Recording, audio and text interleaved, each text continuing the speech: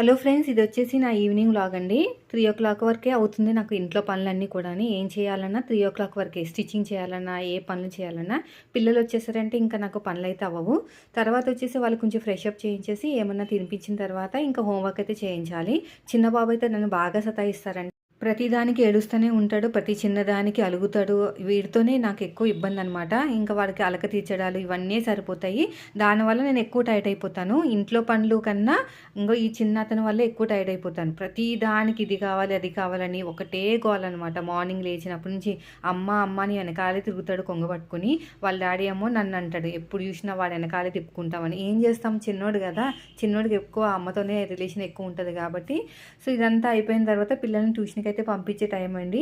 నేను ఈ రోజు వచ్చేసి 3 ప్లెయిన్ బ్లౌజ్ అయితే కుట్టగలిగాను. దీనికి సంబంధించిన కటింగ్, స్టిచ్చింగ్ కూడా ఒక బ్లౌజ్ అయితే పోస్ట్ చేశానండి. ఈవినింగ్ లోపు ఇంకా వీలైతే ఇంకా పోస్ట్ చేస్తూనే ఉంటాను. సో మీ